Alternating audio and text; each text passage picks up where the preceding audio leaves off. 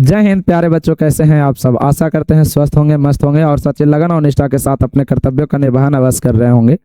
आज हम आपके लिए लेकर के आए हैं कक्षा 10वीं का जो जीव विज्ञान है उसका छठा लेक्चर होने जा रहा है।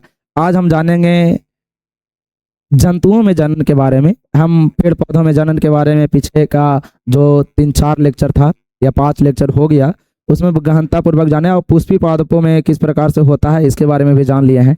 आज हम आपको अवगत कराने जा रहे हैं कि जंतुओं में जनन किस प्रकार से होता है और वह कौन सी इकाई है जो जंतुओं में जनन के लिए महत्वपूर्ण भूमिका निभाता है या महत्वपूर्ण भूमिका अदा करता है। तो सबसे पहले कहता है कि युग्मक किसे कहते हैं। कुछ बोले बउआ, युग्मक किसे कहते। बोले कि युग्मक किसे कहते हैं। ता कोशिका जो होता है या युग्मक जो होता है तो उस प्रकार से कहेंगे कि युग्मक का संरचना होता है जो आगुणित होता है। क्या होता है? आगुणित। आगुणित का मतलब है कि एकल संरचना। कैसी संरचना? एकल संरचना। आज जब 2 युग्मक हो जाएगा ना तो उसको बोलेंगे द्विगुणित संरचना। कैसी संरचना? द्विगुणित संरचना। तो कहता है युग्मक किसे कहते हैं। कुछ बोले बउआ, युग्मक किसे कहते हैं। युग्मक युग्मक युग्मक क्या है? युग्मक क्या है?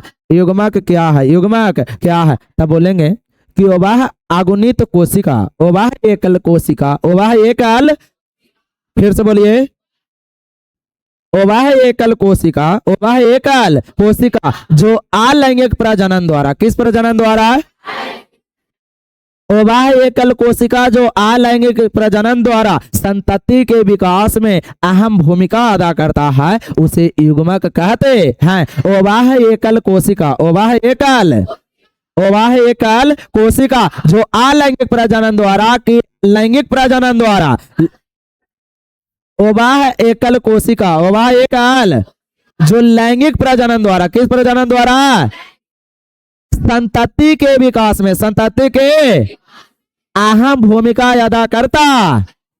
अलैंगिक नहीं, लैंगिक प्रजनन द्वारा संतति विकास में अहम भूमिका अदा करता है तो उस एकल कोशिका को युग्मक कहते हैं। क्या कहते हैं? युग्मक कहते हैं। और युग्मक जो है, जिन नर में जो युग्मक पाया जाता है उसको कहते हैं शुक्राणु। क्या कहते हैं? शुक्राणु। और मादा में जो युग्मक पाया जाता है उसे कहते हैं अंडाणु। क्या कहते हैं? अंडाणु। तो कहे कि वह एकल कोशिका, वह एकल कोशिका जो लैंगिक प्रजनन द्वारा संतति के विकास में महत्वपूर्ण भूमिका निभाता है उसे युग्मक कहते हैं। युग्मक कितने प्रकार के होते हैं? 2 प्रकार के। पहला में नर युग्मक, पहला में, और दूसरा में नर युग्मक और मादा युग्मक। युग्मक का परिभाषा याद हुआ? वह एकल कोशिका की द्विगुणित कोशिका, एकल कोशिका जो अलैंगिक प्रजनन द्वारा कि लैंगिक प्रजनन द्वारा संतति के विकास में, मतलब बच्चा पैदा करने में महत्वपूर्ण भूमिका अदा करता है, जिसके बिना जीवों की उत्पत्ति संभव नहीं हो सकती है,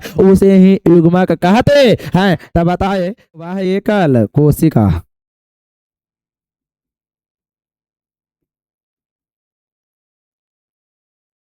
वह एकल कोशिका जो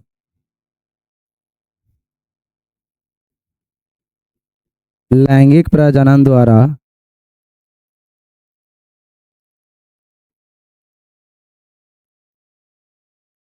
संतति के विकास में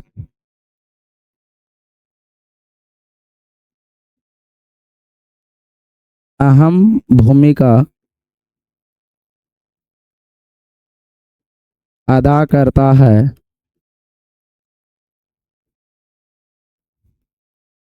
उसे क्या कहते हैं बाबू?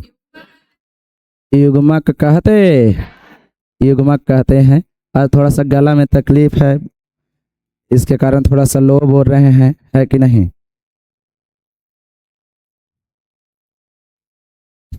अब जो ये युग्मक है बउआ, युग्मक कितने प्रकार के होते हैं? तो 2 प्रकार के। युग्मक को बाबू 2 वर्गों में बांटते हैं। कितने वर्गों में बांटे हैं? युग्मक 2 प्रकार के। कितने प्रकार के? पहला में बोलबे बउआ नर युग्मक। कौन सा युग्मक? पहला में बोलेंगे बउआ नर युग्मक। पहला में क्या बोलेंगे?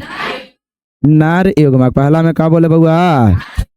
और दूसरा में बता दीजिए। दूसरा में बतलाए मादा युग्मक। कौन युग्मक? तब फर्स्ट में हो जाएगा नर युग्मक, लिख देते हैं नर युग्मक। सेकंड में बता दीजिए मादा युग्मक। कौन सा युग्मक? मादा युग्मक। मादा युग्मक, नर युग्मक और मादा युग्मक। इन नर युग्मक का मतलब है शुक्राणु। नर युग्मक किसे कहते हैं? शुक्राणु को। किसे कहते हैं? शुक्राणु को नर युग्मक कहा जाता है। और मादा युग्मक किसे कहते हैं? अंडाणु को। किसे कहते हैं? आज जो पढ़ा देंगे उसके बाद इसमें कोई दिक्कत नहीं रहेगा। हम कहे कि युग्मक किसे कहते हैं तो युग्मक बोले कि वह एकल कोशिका जो अलैंगिक प्रजनन द्वारा संतति के विकास में लैंगिक प्रजनन द्वारा संतति के विकास में अहम भूमिका अदा करता है, उसे युग्मक कहते हैं। और युग्मक कितने प्रकार के होते हैं? 2 प्रकार के। पहला में नर युग्मक, दूसरा में नर युग्मक। मतलब कहा कि नर के शुक्राणु को, क्या बोले बउआ? जी हाँ जी, नर के शुक्राणु को नर युग्मक कहते हैं, जबकि मादा के अंडाणु को मादा युग्मक कहते। याद हो गया? युग्मक किसे कहते हो? वह एकल कोशिका जो लैंगिक प्रजनन द्वारा संतति के विकास में अहम भूमिका अदा करता है, उसे युग्मक कहते हैं। युग्मक कितने प्रकार के? पहला में, दूसरा में नर के शुक्राणु को नर युग्मक कहते हैं और मादा के अंडाणु को मादा युग्मक कहते हैं। नर के शुक्राणु को नर युग्मक कहते हैं और मादा के अंडाणु को। साफ सुथरा बात यही है कि शुक्राणु को नर युग्मक कहते हैं और अंडाणु को।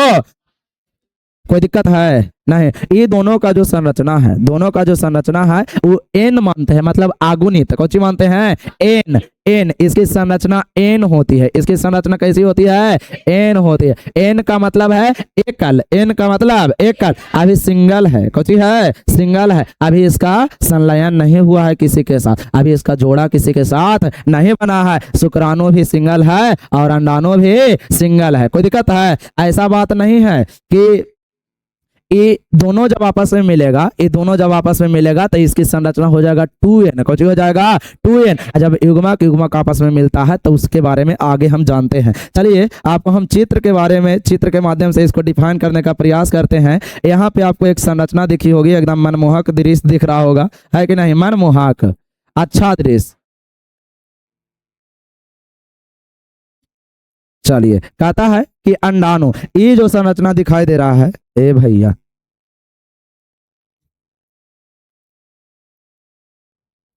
यह जो संरचना आपको दिखाई दे रहा है इसे कहते हैं अंडाणु। क्या कहते हैं? अंडाणु। यह जो संरचना है यह है शुक्राणु। क्या है? शुक्राणु। तो अंडाणु और शुक्राणु, अंडाणु और शुक्राणु। अंडाणु गति ज्यादा नहीं करता है, यह स्थिर रहता है, मतलब कम मात्रा में गति करता है, जबकि शुक्राणु बहुत तेजी से गति करता है। ये अंडाणु का निर्माण थोड़ा कम संख्या में होता है, लेकिन शुक्राणु का निर्माण बहुत अधिक संख्या में होता है। जब बालिकाओं के शरीर में या महिलाओं के शरीर में मासिक चक्र या रजो चक्र चल रहा होता है तो उसके अंतिम 28वें या 29वें दिन एक परिपक्व अंडाणु का निर्माण होता है। और उस दौरान जब अगर जो मतलब निषेचन की क्रिया हो जाता है, शुक्राणु के साथ मिलन हो जाता है, तब उसके फलस्वरूप युग्मनज का विकास होता है और उससे फिर युग्मनज से भ्रूण का विकास होता है, भ्रूण से आगे चल करके शिशु का विकास होता है। और मानव में जो भी जो शिशु के निर्माण में जो समय लगता है उस समय माना जाता है 9 महीना 9 दिन। 9 महीना 9 दिन। तो अभी यह जो संरचना आपको दिखाई दे रहा है, सब के बारे में बारी बारी से जानेंगे। यह जो संरचना है इसे कहते हैं अंडाणु। यह क्या है बउआ? अंडाणु। क्या है? अंडाणु। यह जो संरचना आपको दिखाई दे रहा है यह है शुक्राणु। क्या है? शुक्राणु। यह जो संरचना है ये शुक्राणु है। क्या है? शुक्राणु। शुक्राणु का निर्माण वृषण में होता है। कहाँ होता है? वृषण में। अब वृषण नर जननांग का महत्वपूर्ण भाग माना जाता है, जबकि अंडाणु का निर्माण अंडाशय में होता है। कहाँ होता है? अंडाशय में। अंडाणु पाया जाएगा बालिकाओं या महिलाओं के शरीर में, जबकि अंडाशय पाया जाएगा बालिकाओं या महिलाओं के शरीर में, जबकि जो बताए वृषण या नर या बालकों के शरीर में पाया जाता है। तब मादा शरीर में क्या शुक्राणु का निर्माण होगा? नहीं। मादा शरीर में किसका निर्माण होगा? अंडाणु का। नर के शरीर में अंडाणु का निर्माण होगा? नहीं। किसका निर्माण होगा? काहे कि हम जानते हैं कि अंडाणु का निर्माण कहाँ होता है? अंडाशय में। कहाँ होता है? अंडाशय में। कहाँ होता है? अंडाशय में। जबकि शुक्राणु का भी बात करें, शुक्राणु का निर्माण होता है वृषण में। कहाँ होता है बउआ? शुक्राणु का निर्माण होता है वृषण में। कहाँ होता है? वृषण में। तो ये अंडाणु और शुक्राणु समझ में आ गया। यह इसकी संरचना एन होती है कि 2n होती है? अंडाणु की संरचना एन होती है कि 2n होती है? एकल होती है कि द्विगुणित होती है? अच्छा, शुक्राणु की संरचना एकल होती है कि द्विगुणित होती है? एन होती है कि 2n होती है? अंडाणु अकेले है तो उसको युग्मक बोलेंगे कि युग्मनज बोलेंगे? क्या बोलेंगे? कौन युग्मक बोलेंगे? मादा युग्मक। कौन युग्मक? और शुक्राणु अकेले है तो कौन युग्मक? कौन युग्मक? अंडाणु का निर्माण कहाँ होता है? अंडाशय किस जनन तंत्र का भाग है? नर जनन तंत्र का कि मादा जनन तंत्र का? और शुक्राणु का निर्माण कहाँ होता है? यह नर जनन तंत्र का भाग है कि मादा जनन तंत्र का भाग है? कोई दिक्कत है? नहीं ना? तब कोई पूछेंगे कि अंडाणु और शुक्राणु, इसके बारे में समझ में आ गया। अब हम आगे चलते हैं।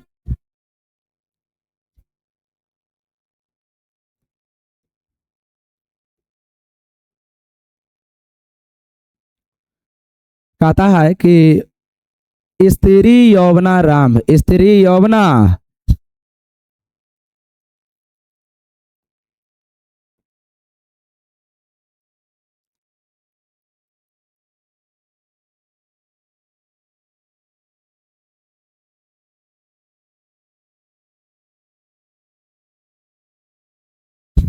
स्त्री यौवना राम से आप क्या समझते हैं? कुछ बोले बउआ? फिर से बोलिए। स्त्री यौवना राम से आप क्या समझते? तब बोलेंगे, क्या करेंगे? कि जब कुछ बोले मादा जननांग, जब पूरी तरह से, जब पूरी तरह से कार्य करना प्रारंभ कर देता है, पूरी तरह से कार्य करना, तो उसे स्त्री यौवनारंभ कहते। जब मादा जननांग पूरी तरह से कार्य करना प्रारंभ कर देता है तो उसे स्त्री यौवनारंभ कहते हैं। और स्त्री यौवनारंभ की शुरुआत, स्त्री यौवनारंभ बताइए कि नर के शरीर में होगा कि मादा के शरीर में? लड़का में कि लड़की में?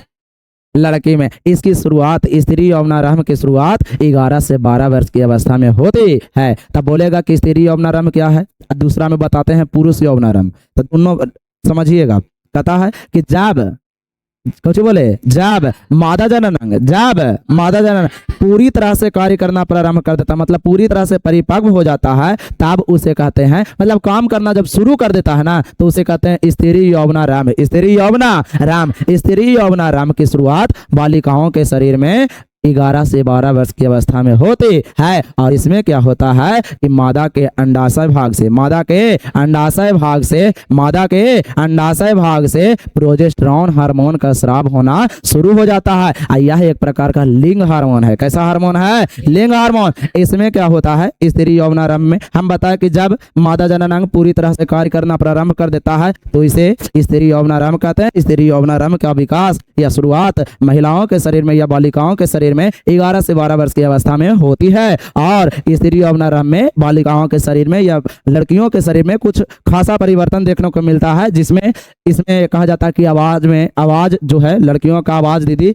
मधुर हो जाता है। क्या हो जाता है? मधुर हो जाता है। कहे कि स्त्री यौवनारंभ, स्त्री यौवना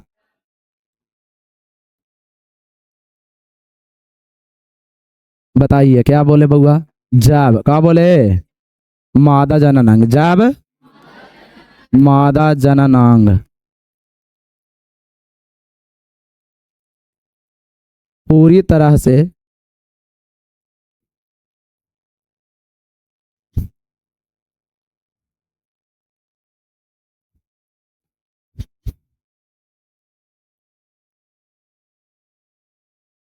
चालू करो, काहला बेना डोला रहा है, कर दो चालू।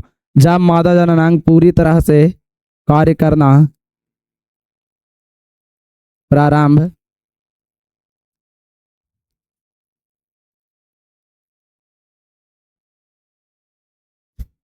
हो गए ना, मतलब साहब एकदम मुंह बना के बैठल है। देखो ना, अपने पढ़ा रहा है, गर्मी में बैठे ले हमको, है कि नहीं? अब ले, अब यही ना चलता हो। एक आगो चल सकता है लेकिन एगो कैसे चले में, है कि ना? बंद कर दो सब है।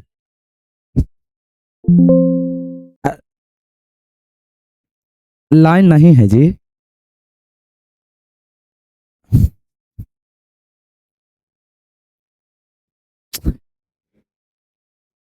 आप कुछ कर सके हैं, है कि ना? अब हम उगते रहे, हम लिखते रहेंगे तो नहीं, इधर देखे तो आज सब हमको गर्मी नहीं लग रहा है, लग रहा है वो, तो वो वाला वोल्टेज टानता है गधा, वो 100 वाट से कम है कह रहे। नहीं बारिश हुआ ना, जे चलते लग रहा है। बाहर का मौसम थोड़ा सा ठंडा है, अब अंदर का मौसम थोड़ा गर्म है।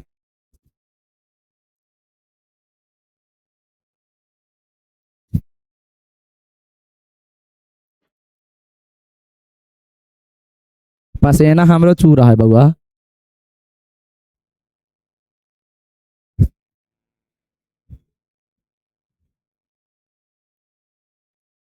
अरे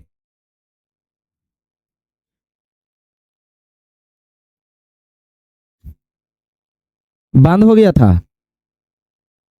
तो झोंके में लगल है। लो ठीक है।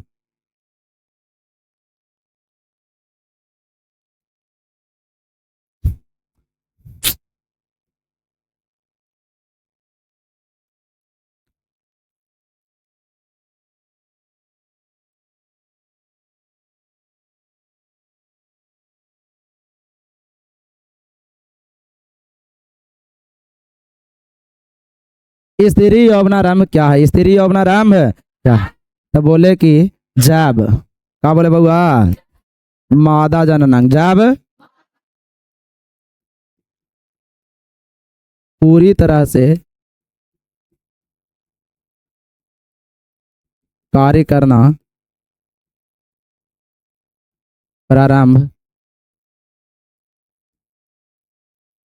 कर देता है तो उसे स्त्री यौवनारंभ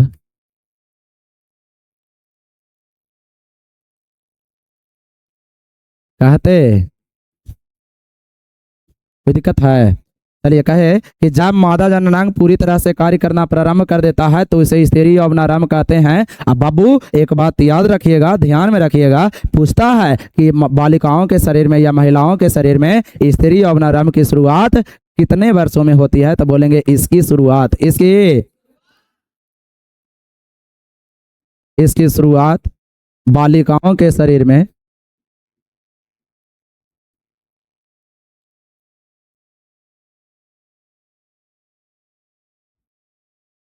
11 से 12 वर्ष की अवस्था में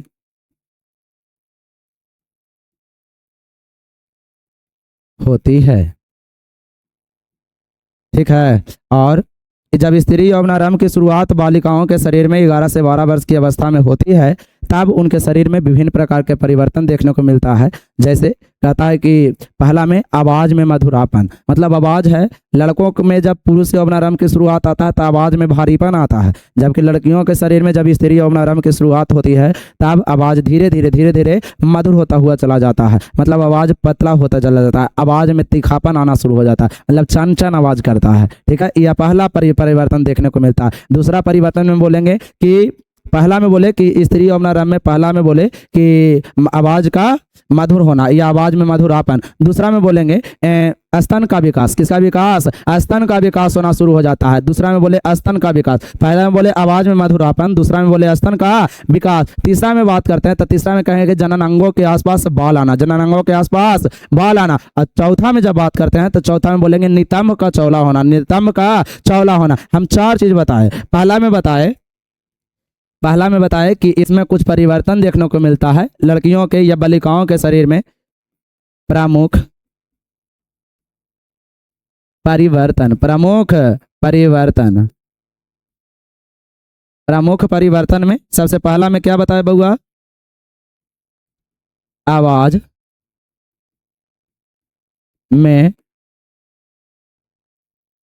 मधुरापन, आवाज में मधुरापन मतलब आवाज अच्छा हो जाता है कि नहीं? यही तो एगो चीज हो रहा है। चलिए दूसरा में बताइए, दूसरा में बताए कि स्तन का विकास, स्तन का विकास, चूंकि हम जानते हैं कि जो भी जीव जंतु मानव है जो मैमेलिया वर्ग का एक प्राणी है, जिसमें जो स्तनधारी प्राणी है, कैसा प्राणी है, स्तनधारी प्राणी है। तो इसमें जो मादा होगी उसके शरीर में किसका विकास होगा, स्तन का विकास होगा। किसका विकास होगा, स्तन का विकास। ये बच्चों को स्तनपान या दूध पान कराने के लिए इसका विकास होता है। तीसरा में जब बात करते हैं तो तीसरा में बताए जननांगों के आसपास, जननांगों के आसपास बाल आना, जननांगों के आसपास बाल आना, जननांगों के आसपास बाल आएगा, है कि नहीं। चलिए अगला में जब बताए कि नितंब का चौड़ा होना, किसका चौड़ा होना, नितंब का चौड़ा होना। यह नितंब मतलब ऐसा नहीं है कि केवल बालिकाओं में ही है कि नहीं। नितंब का मतलब होता है कि कमर के नीचे का जो पीछे वाला मांसल भाग है उसे नितंब कहते हैं। तो कहता है नितंब का चौड़ा होना। क्या बोले बउआ, नितंब का चौड़ा होना, नितंब का चौड़ा होना। बायो पढ़ रहे हैं, शर्माना लजाना कुछ नहीं है कि नहीं। चलिए हम कहे कि महिलाओं के शरीर में या स्त्री अवनारंभ के समय उसमें कुछ परिवर्तन आता है, जैसे आवाज मधुर हो जाता है, स्तन का विकास होता है, जननांगों के आसपास बाल आ जाता है और नितंब का हो जाता है, चौड़ा हो जाता है, ताकि प्रसव के दौरान उन्हें ज्यादा कठिनाई का सामना ना करना पड़े। आया समझ में। चलिए आप जानते हैं पुरुष यौवनारंभ। कौन यौवनारंभ, पुरुष यौवनारंभ। कि पुरुष यौवनारंभ क्या है, पुरुष यौवनारंभ क्या है। स्त्री यौवनारंभ में किसी को कोई प्रश्न करना तक पूछ लो, है कि नहीं। आओ ये पहले के समय में एकदम चर्चित क्वेश्चन था कि विद्यालयों में यौन शिक्षा देना अनिवार्य माना जाता है, क्यों, है कि नहीं। अब क्वेश्चन को थोड़ा सा धीरे धीरे साइड किया जा रहा है। आओ इस प्रकार से होता है कि मतलब कुछ भी जैसे जो भी मतलब सेक्स एजुकेशन होता है इस सब पे बहुत कम ही बात होता है। ये सब को एकदम लगता है ना कि हम लोग एकदम हाँ अकेले जब है तो उसमें मतलब उसमें अभी रुचि होती है, लेकिन जब कोई दोस्तों के साथ इसे डिस्कस करना होता है या क्लास में कोई प्रश्न पूछना होता है तो इस सब में संकोच हो जाता है। ये जो संकोच है ना, जैसे कभी कभी कहा जाता है कि डॉक्टर से और मास्टर से लजाना नहीं चाहिए, लेकिन लजाने का मतलब यहाँ पे ये नहीं है कि जे मन में आया जे अलबल बाक दिए, है कि नहीं। इसमें क्या है कि मतलब कोई तकलीफ है, कोई दुख है तो वो डॉक्टर से नहीं बताएगा तो कैसे उसका समाधान होगा, है कि नहीं। तो इसलिए इन सभी बातों को मतलब पीछे छोड़ देना है। हम पढ़ा रहे हैं अभी छठा लेसन जिसका नाम है जनन, तो अभी तो इसका शुरुआत है, स्टार्टिंग है, तो इसलिए कोई भी प्रश्न ऐसा रहेगा कि मतलब लगे कि हम कैसे पूछेंगे। भाई एगो मूवी था पैडमैन अक्षय कुमार का, तो कुछ मूवी ऐसा है जिसको देखते हैं तो लगता है कि मतलब समाज में कुछ परिवर्तन लाने लायक मूवी है कि नहीं। अब बहुत अच्छा मूवी है, टॉयलेट भी उसका मूवी है, उनका बहुत अच्छा मूवी माना जाता है। ये सब मूवी है जो कुछ सिखा करके गया है, ये सब समाज में मतलब जितने भी लोग हैं उनको दिखाना चाहिए। अभी सबके घर में शौचालय है बिहार में, सरकार ये या जब नीतीश कुमार या कुछ बोलता है सरकार मतलब क्या किया कि बिहार में प्रत्येक घर में शौचालय का व्यवस्था करवाया, 12,000 रुपया आया, है कि नहीं। लेकिन 12,000 में तो शौचालय का निर्माण होबे से रहा, और आने से मुखिया जी भी खाएंगे 2-3 हजार रुपया, था बचा 9,000, है कि नहीं। थोड़ा बहुत गाड़ी भाड़ा भी लगेगा सामान उमान लाने में, लेबर का चार्ज, मिस्त्री का चार्ज लगेगा, गिट पिट के बचा कितना 3-4 हजार में कितना आएगा सामान रे, आएगा। तो इससे तो विकास होने से। चलिए आप जानते हैं पुरुष यौवनारंभ। कौन है यौवनारंभ, हम स्त्री यौवनारंभ के बारे में बतला दिए आपको। आप जानते हैं पुरुष यौवनारंभ। कौन यौवनारंभ, पुरुष यौवनारंभ, पुरुष यौवना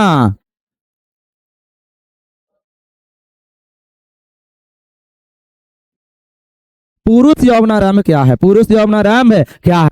तब बोलेंगे क्या करेंगे कि जब कोचे नर जननांग जब पूरी तरह से कार्य करना प्रारंभ कर देता तो उसे पुरुष यौवनारंभ कहते।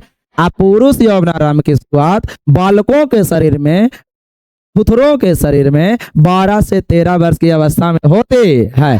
बालिकाओं के शरीर में स्त्री यौवनारंभ की शुरुआत 11 से 12 वर्ष की अवस्था में, जबकि बालकों के शरीर में ये पुरुष यौवनारंभ की शुरुआत 12 से 13 वर्ष की अवस्था में होती है। जब यौवनारंभ हो रहा है, यौवनारंभ मतलब कि जननांगों का धीरे धीरे विकास होना शुरू होगा, तो उसकी शुरुआत महिलाओं में पहले हो जाता है या बालिकाओं में पहले हो जाता है, जबकि नर में उसके बाद होता है। ठीक है, तो कहता है कि पुरुष यौवनारंभ क्या है, तब बोलेंगे कि जब नर जननांग, जब फिर से बोलिए बताइए तो,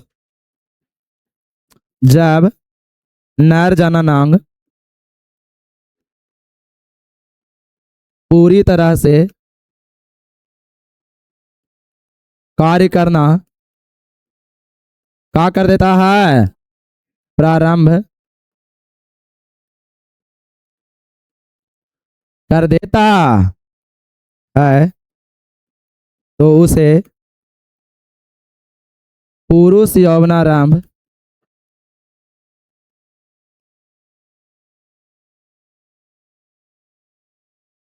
कहते।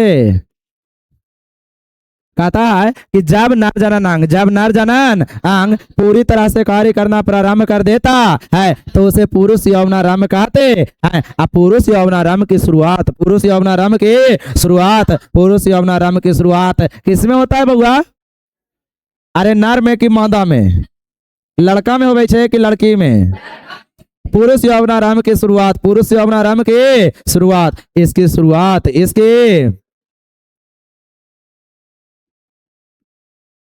इसकी शुरुआत बालकों, बाप रे, बालकों के शरीर में, बालकों के शरीर में 12 से 13 वर्ष की अवस्था में होती है। और इसमें भी बालकों के शरीर में प्रमुख कौची परिवर्तन या बदलाव देखने को मिलता है। तब बालकों के शरीर में इस पुरुष यौवनारंभ के पश्चात कुछ कुछ परिवर्तन देखने को मिलता है। जैसे पहला में आवाज में भारीपन, आवाज भारी होते जाएगा, फटल बासेशन। तब पहला में आवाज में भारीपन। पुरुष यौवनारंभ में बालकों के शरीर में या लड़कों के शरीर में विभिन्न परिवर्तन देखने को मिलता है, जिसमें पहला परिवर्तन है कि आवाज में भारीपन। आवाज धीरे धीरे जैसे जैसे बड़ा होते जाएंगे वैसे वैसे कर्कश होते जाएगा, ठीक है। दूसरा में कंधा का चौला होना, कंधा का, पहला में बोले आवाज में भारीपन, आवाज में। दूसरा में कंधा का चौला होना, कंधा का। तीसरा में जननांगों के आसपास बाल आना, जननांगों के आसपास। 3 को बताए, पहला में आवाज में, दूसरा में कंधा का, और तीसरा में कुछ बताए जननांगों के आसपास बाल आना, जननांगों के आसपास बाल आना। चलिए पहला में बताइए आवाज में, कुछ बोले बउआ? आवाज में भारीपन, आवाज में भारीपन। जेकर आवाज में भारीपन नहीं लाओ एकरा मतलब समझ ले कि कोई खोट है। आवाज में भारीपन, आवाज में भारीपन। चलिए आजकल के फैशन बना एगो बउआ कि मान लिया कि कोई लड़का कह रहा है कि दहेज नहीं लेंगे तो लड़की के पिता साक भी करते हैं। क्या बात है भाई कि दहेज के चलते मना कर रहा है? कोई जरूर बात होगा, है कि नहीं ना? ये सब पता ना। आवाज में भारीपन, आवाज में। दूसरा में बोलिए कंधा का चौड़ा होना, कंधे का चौड़ा होना, कंधा चौड़ा हो जाएगा। तीसरा में बोलिए जननांगों के आसपास बाल आना, जननांगों के आसपास, जननांगों के आसपास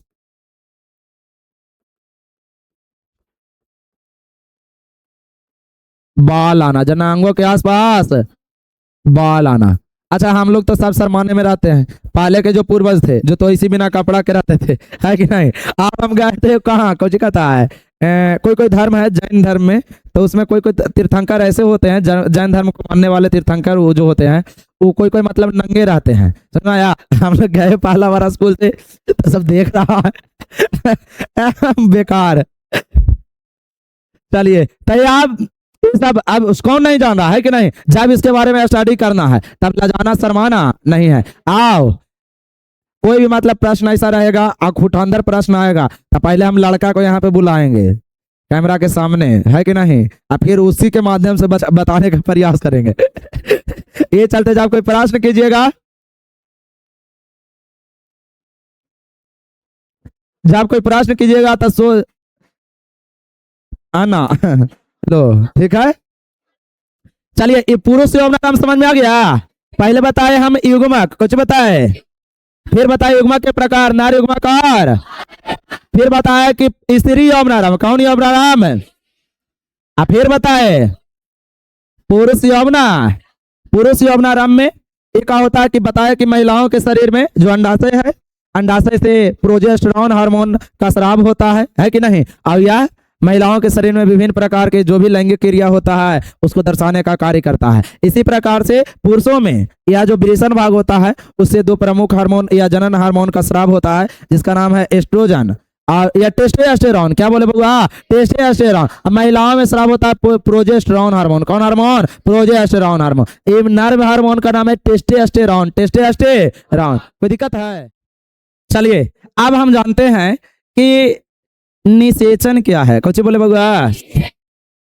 निषेचन। क्या बोले बउआ? निषेचन। निषेचन क्या है? निषेचन या निषेचन किसे कहते हैं? निषेचन क्या है या निषेचन किसे कहते? तब बोलेंगे। क्या करेंगे?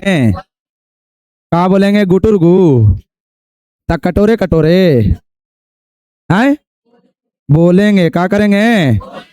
तो वहीं तो पूछ रहे हैं कि बोलना कहा है रे बबुआ। कहता है, क्या कहता है कि नर तथा मादा युग्मक। नर तथा, जैसे ही कह रहा है नर तथा मादा युग्मक, नर तथा मादा युग्मक, एकरा मतलब का बात है? अंडाणु और शुक्राणु। शुक्राणु और अंडाणु, शुक्राणु और नर तथा मादा युग्मक का परस्पर संलयन होना। नर तथा मादा युग्मक जब आपस में जब मिलेगा तो इसी प्रक्रिया को कहते हैं निषेचन। कुछ कहते हैं? कहता है नर तथा मादा युग्मक, नर तथा का परस्पर संलयन होना, का परस्पर निषेचन कहलाता है। जैसे देखिए हम बतला रहे हैं, कहे कि निषेचन क्या है? नर तथा मादा युग्मक, नर तथा मादा युग्मक अर्थात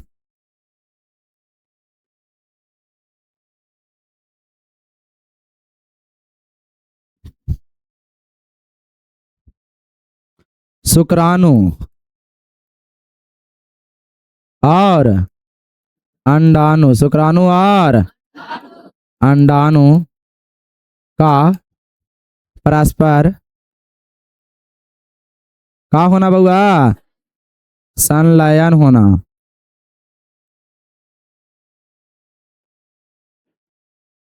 क्या कहलाता है? निषेचन कहलाता है। क्या कहलाता है? निषेचन कहलाता। चिड़िया उड़ बगुला उड़ है ना चिड़िया।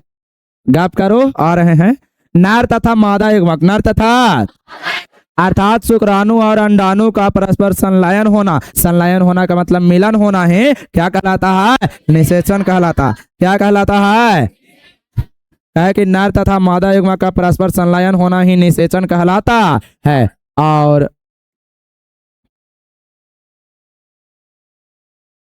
यहाँ पे आपको हम चित्र के माध्यम से दिखा रहे हैं। यह है अंडाणु और यह है शुक्राणु। यह अंडाणु है, शुक्राणु है, दोनों आपस में मिलेगा तो ये जब मिले का जो प्रक्रिया है उसको कहते हैं निषेचन। क्या कहते हैं? देखिए हम कहे कि अंडाणु है, कहा है अंडाणु, आई मिल रहा है किसके साथ? शुक्राणु के साथ। ये जो प्रक्रिया है ना उसको कहते हैं निषेचन। कुछ कहते हैं? निषेचन के फल स्वरूप कौन बनेगा? युग्मनज। क्या बनेगा? कहे कि अंडाणु और शुक्राणु का परस्पर संलयन होना मतलब मिलन होना निषेचन कहलाता है। और निषेचन के फलस्वरूप किसका विकास होता है? युग्मनज या जायगोट का विकास होता है। जायगोट का विकास होता है। कहता है देखिए हम बताए कि नर तथा मादा युग्मक, तो एगो है नर युग्मक। कौन युग्मक? और एक क्या है? मादा युग्मक। कौन युग्मक? मादा युग्मक। ठीक है। ए बउआ एगो है नर युग्मक हो और दूसरा का कौन युग्मक है बउआ? कौन युग्मक बउआ? मादा युग्मक। इन नर युग्मक को ही क्या कहते हैं लाडले? क्या कहते हैं बताओ? शुक्राणु। क्या कहते हैं? शुक्राणु। क्या कहते हैं? शुक्राणु। अब मादा युग्मक को क्या कहते हैं दीदी? अंडाणु कहते हैं। क्या कहते हैं? ये जो शुक्राणु है और क्या है? अंडाणु है। शुक्राणु और अंडाणु जब ये दोनों आपस में मिलेगा, आपस में क्या होगा? तो ये दोनों जब आपस में मिलेगा ना तो इस क्रिया को कहते हैं निषेचन। क्या कहते हैं? निषेचन, जो मिलने की जो प्रक्रिया है, मिलने की जो प्रक्रिया, उसको कहते हैं निषेचन। कुछ कहते हैं निषेचन, का कहते हैं। लेकिन मिलने के फलस्वरूप बनेगा युग्मनज। क्या बनेगा? युग्मनज बनेगा। क्या बनेगा बउआ? युग्मनज बनेगा। मिलने के फलस्वरूप बनेगा युग्मनज। क्या बन रहा है बउआ? युग्मनज। तो कहता है कि नर तथा मादा युग्मक का परस्पर संलयन होना, दोनों का मिलन होना ही निषेचन कहलाता है। और निषेचन के फलस्वरूप युग्मनज का विकास होता है। युग्मनज का विकास होता है, फिर यह युग्मनज से भ्रूण का विकास होता है। किसका विकास होता है? भ्रूण का है मास्टर। तो अविकसित शिशु को, अविकसित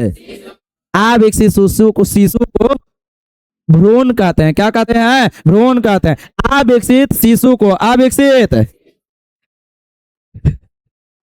क्या कहते हैं? भ्रूण कहते हैं। ये जो युग्मनज है बउआ, युग्मनज के बाद किसका विकास होगा? भ्रूण का। किसका विकास होगा? भ्रूण का विकास होगा। यह जो भ्रूण है, ये भ्रूण से फिर किसका विकास होगा? शिशु का। किसका विकास होगा?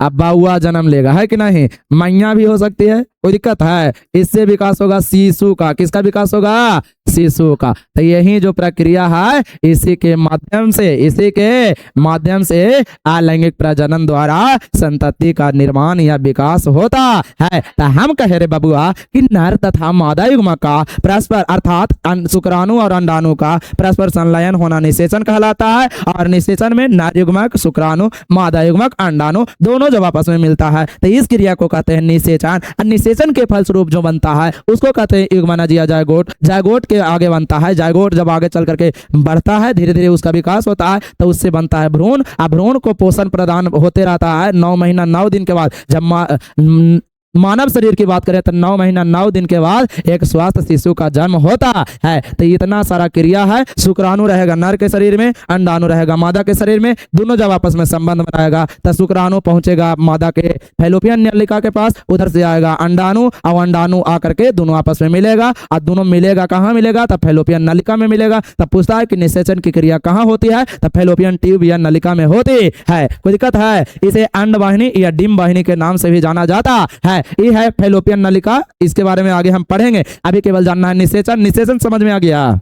नर युग्मक, शुक्राणु, मादा युग्मक, अंडाणु दोनों जब आपस में मिलेगा तब मिले के जब प्रक्रिया है उसको कहेंगे निषेचन। अब मिलने के बाद जो बनेगा उसको कहेंगे युग्मनज। कोई दिक्कत है? नहीं ना? अच्छा, अब कहता है अरे समधी समधी दोनों मिल रहा था, समधी मिलन। अब मिल के बना कुछ, समधी बना, है कि नहीं?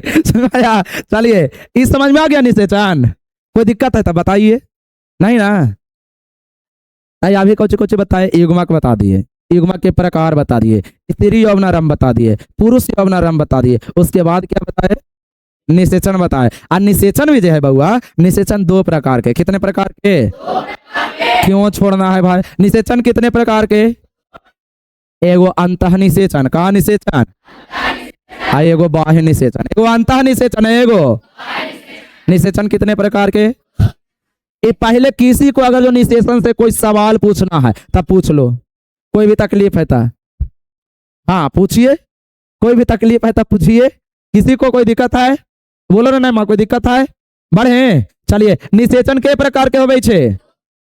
कितने प्रकार के? 2 प्रकार के। प्रकार के? 2 प्रकार। अभी पश्चिम बंगाल में मोदी सरकार है जैसे करके परचम लहरा रहा है। पश्चिम बंगाल में भी बीजेपी का सरकार है। बिहार में 28 राज्य हैं और 28 राज्य में से 22 राज्य में बीजेपी का सरकार है। 26 गो में ना 22 गो में है। आए कौन कहता है? बिहार में 28 बोल दिए।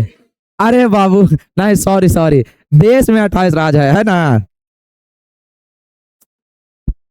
का हो गया है रे? ए नींबू अम्मी चाय। चलिए आगे बढ़े। निषेचन के प्रकार। किसका प्रकार? बुला देंगे यहाँ पे, चुप रहिए। निषेचन कौन बोले बाबा? निषेचन कितने प्रकार के होते हैं? निषेचन कितने प्रकार के होते? मिल्की मजा लिया? अच्छा किसी को ना पता था, उसको पता है। हीरे ये अलगे फुटानी से चूर है कि नहीं। गीतों ना गवाएगा तोरा लगे। चलो रहने दो इरा। निषेचन के प्रकार के, कितने प्रकार के? पहला में, पहला में अंतः निषेचन, पहला में। और दूसरा में निषेचन के प्रकार के, पहला में और दूसरा में अंतः निषेचन और बाह्य निषेचन। जब निषेचन की क्रिया, जब निषेचन की मादा शरीर के अंदर होता है, मादा शरीर के, तो उसे अंतः निषेचन कहते। अंतः के मतलब अंदर या भीतर, अंदर या। तो जब निषेचन की क्रिया, जब निषेचन के मादा शरीर के अंदर होता है, मादा शरीर के, तो उसे अंतः निषेचन कहते हैं। और जब निषेचन की क्रिया, जब निषेचन के मादा शरीर के बाहर होता है, तो उसे बाह्य निषेचन कहते। कोई दिक्कत है? निषेचन के प्रकार के होवे छे। पहला में बोलो बबुआ, दीदी के भी बोले कह रहे हैं, पहला में बोलिए। दीदी है तू। पहला में अंतः निषेचन, पहला में, पहला में अंतः निषेचन, पहला में क्या बोले बबुआ?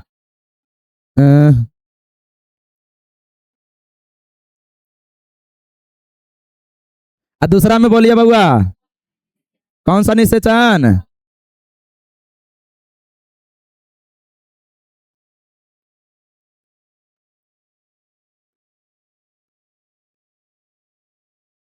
कहता है कि निषेचन कितने प्रकार के?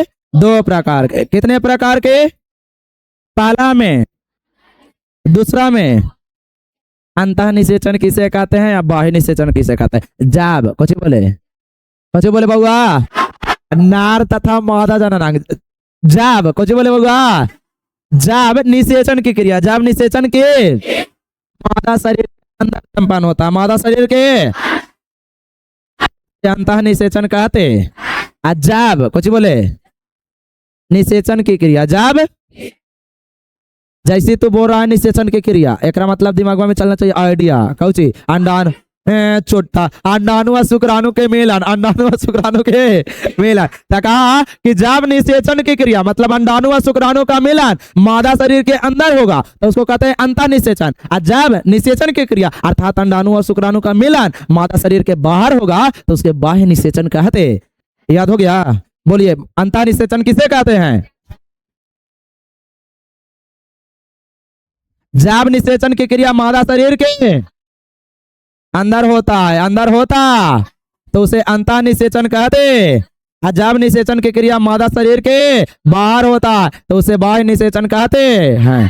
कोई दिक्कत है? इसके लिए स्पेशल गाड़ी दोनों का कि हमरा लगे स्पेशल भेज तो था जीतो बराती है कि नहीं। तो चलो बेटा तोरो जाए के मन है था। चलिए, अंतः निषेचन, कौन निषेचन बता दीजिए इसमें? कहा बोले बउआ? जब। कहा बोले बउआ? निषेचन की क्रिया, निषेचन के, जब निषेचन की क्रिया, जब निषेचन की क्रिया मादा, कुछ बोले बउआ? मादा शरीर के, मादा अंदर होती है, अंदर होता। जब निषेचन की क्रिया मादा शरीर के अंदर होती है या होता है, तो उसे तो अंतः निषेचन कहते हैं। तो उसे अंतः निषेचन कहते हैं। याद हो गया? अच्छा, बाह्य निषेचन पर खड़ा बोलो चिराई, बोलो तो बाह्य निषेचन किसे कहते हैं? एक मिनट, एक मिनट सबर करो, सबर का फल मीठ होता है। हाँ बोलो। डी डी आडे बोलिए।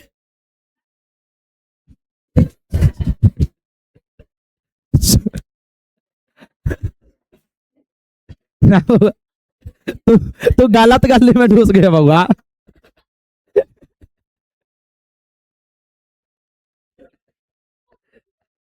इधर रास्ते में लौका है। बैठो, तू दिक्कत करवा देगा। जब निषेचन की क्रिया, जब निषेचन की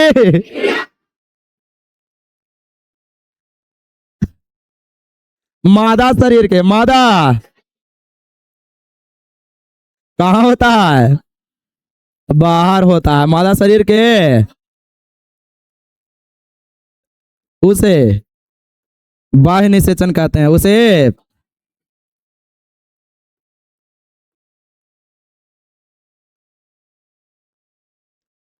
कोई दिक्कत है?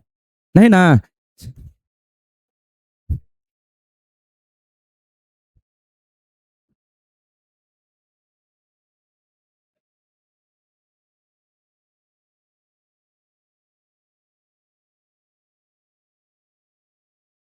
चलिए हम बताएं निषेचन के प्रकार के। पहला में, दूसरा में। यही तो कारण हुआ कि देव लड़कियों को देवी माना जाता है कि नहीं? जितना भी सब भार वाला काम है उस सब महिलाओं को झेलना पड़ता है, समझ में आया? हाँ, ये निषेचन वगैरह या जो भी मतलब गर्भधारण ये सब करना है, ये सब महिलाओं के हिस्से में आया है कि नहीं? तो इसलिए महिलाएं पूजनीय हैं, वंदनीय है कि नहीं? क्यों है? क्योंकि जब मतलब हम लोग को चोट लग जाता है, कैसे गिर करके छिला उला जाता है, या रोने लगते हैं, है कि नहीं? आज जब महिलाएं किसी शिशु का जन्म देती है कि नहीं, या ऋतुस्राव चक्र या मासिक चक्र चल रहा होता है, तो ना जाने कितना दर्द वो सहती है। तो इन सभी को सह करके फिर आगे उसका जो मतलब जहाँ पे जा रही है वहां पे उसके वंश को भी बढ़ाने का काम वही करती है। फिर भी उल्टे लड़की ये दहेज देती है। आय रे किस्मत! आई लड़की दहेज दे रही है लड़की, इसका मतलब है कि लड़की भी जिम्मेदार है कि नहीं? अभी पढ़े के समय है तो अभी पढ़ेगी नहीं, है कि नहीं? तो ये सब है, थोड़ा सा अभी पढ़ लिख लीजिए, बाद में फिर दहेज मांगेगा और जेल में बंद कर दीजिएगा, है कि नहीं? कोई दरोगा है उसका एकदम धारा नियम कानून जान रहा है, अगर कि पापा को भेजे, पापा जाइए तो ऊपर एगो लड़का पता चला है सुथर एकदम, तो मिलेगा ये पापा, तो कहा कि 18 लाख मांग रहा है। 18 लाख मांगता है? अच्छा फिक्स करवाइए ना, शादी फिक्स करवा दिए। जब तिल्ला के बारी आया तो कहे कि कौची 18 लाख के बाद था, 18 लाख चलो, है कि नहीं? उस बरमाला पहनावे के जगह हथकड़ी पे लेके जाए। तो ये सब लड़कों को, अरे लड़कों को भी कहता है कि भिखमांग मत बनो, आत्मनिर्भर बनो, है कि नहीं? एकदम मुंह फाड़ के रहता है ना ना, नहीं तू जा हो। अरे ऐसे तो ब्याह करने नहीं है, लेकिन ब्याह होगा। लेकिन अगर जब ब्याह होगा तो दहेज प्रथा से एकदम मुक्त रहेगा, इतना तो विश्वास रखो, है कि नहीं? आए कुछ हो जाएगा, चुप रहो। ये आ गया समझ में? अंतः निषेचन अब बाह्य निषेचन। अब अंतः निषेचन की क्रिया जो है मानव में, कुत्ता में, गाय में, भैंस में, सुअर में, इस सब में अंतः निषेचन की क्रिया होता है। जबकि मछली में, कुछ बोले बउआ, मछली में, मेढक में, इस सब में होता है, मच्छर में, इस सब में होता है बाह्य निषेचन। कौन निषेचन? कभी कभी कुछ बोले, कभी कभी आपने यह देखा होगा, कभी कभी आपने यह क्या देखा होगा कि नली का पानी रुका हुआ है, नली का पानी रुका हुआ है, उसके ऊपर एक एकदम माड़ जैसी संरचना बना है, ढेर सारा पूरा एकदम छितराल है, जब इसे ढेला मारते हैं तो इसे फट जाता है, देखा है? तो वो नली के ऊपर जो माड़ जैसी संरचना है ना, गंदा एकदम धूल कण से भरा हुआ, वो जो संरचना है वहां पे मेढक का या तो कुछ बोलता है मच्छर का वहां पे अंडाणु है, कुछ है अंडाणु। वो कोई मादा जो था, मादा मच्छर या मेढक, वो का किया है कि अपना अंडाणु को शांत जल में छोड़ दिया है, शांत जल में छोड़ दिया है, और वो इंतजार में है कि कब नर मेढक आता है वहां पे किसका मतलब श्राप करता है, शुक्राणु का। किसका? शुक्राणु का। जब दोनों होगा तो फिर निषेचन की क्रिया होता है। अब बेंग मछली बनता है। कौन मछली बनता है? बेंग मछली, उसको कहते हैं टेडपोल, कुछ बोलते हैं टेडपोल या लार्वा, टेडपोल या लार्वा। इसी को कहता है कि मेढक के प्रजनन को नष्ट करने के लिए, मेढक के प्रजनन को किस रसायन का प्रयोग किया जाता है? ये तो भूगोल में पढ़ाए हैं, है कि नहीं? पढ़ाए हैं कि नहीं पढ़ाए हैं? अच्छा तो ये बताए कि अंतः निषेचन की क्रिया, अंतः निषेचन की क्रिया किसमें किसमें होता है? उदाहरण मानव, कुछ बोले बउआ, मानव, गाय, भैंस, ईटीसी। ठीक है, चलिए बाह्य निषेचन की क्रिया का एग्जाम्पल बता दीजिए। मेढक, और बताइए मछली,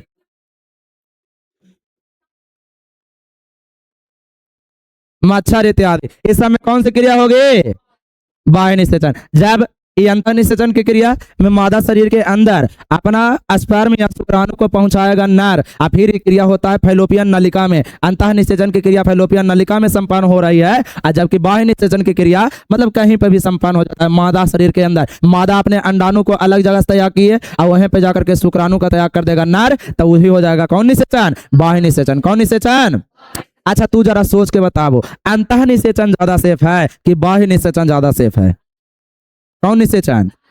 मान लो कि निषेचन की क्रिया हो गया है, अब एकदम तैयार हो रहा है, और जाकर के कोई लड़का खेलते खेलते ए मारो छपाक, सब निषेचन की क्रिया से जो मानस का विकास होना था सब कुछ हो गया, नष्ट हो गया। कुछ हो गया, नष्ट हो गया। लेकिन मादा शरीर के अगर जो अंदर निषेचन की क्रिया होती है, तब मतलब इसे नष्ट करने के लिए या तो बहुत भारी गलती हो जाए महिलाओं से, बहुत भारी गलती, जैसे कि कोई दवाई मतलब कितना भी खाना था खा ली उससे ज्यादा, या कोई मेडिकल मतलब जांच वगैरह, इस समय थोड़ा सा दिक्कत हो जाता है तो निषेचन की क्रिया नष्ट हो जाती है।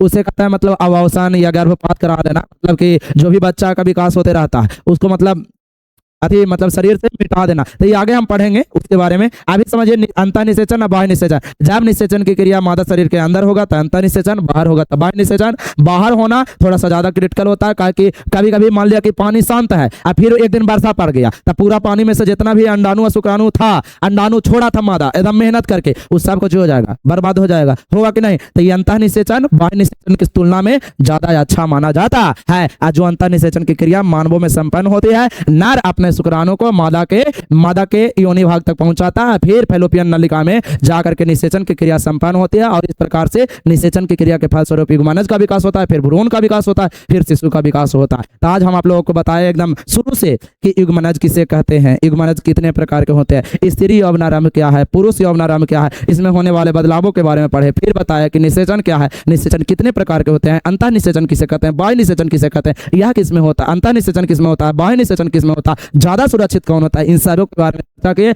आज का यह जो क्लास कैसा लगा यह हमें कमेंट बॉक्स में अवश्य बताइएगा। थोड़ा अभी माइंड थोड़ा सा डिस्टर्ब है, तो थोड़ा बहुत कहीं पे त्रुटि हो गया होगा तो उसके लिए क्षमा चाहते हैं। बोलने में ऐसा कुछ नहीं होगा कि मतलब कहीं पे टॉपिक में दिक्कत हो गया होगा, तो उसके लिए क्षमा प्रार्थी हैं। और आप तो हमारे भैया दीदी हैं तो माफ करने की है कि ना, काला हमसे सीख ही रहे होंगे। चलिए तो आज के लिए इतना ही, मिलते हैं अगला लेक्चर के साथ, तब तक के लिए अपना ध्यान रखिएगा। राधे राधे।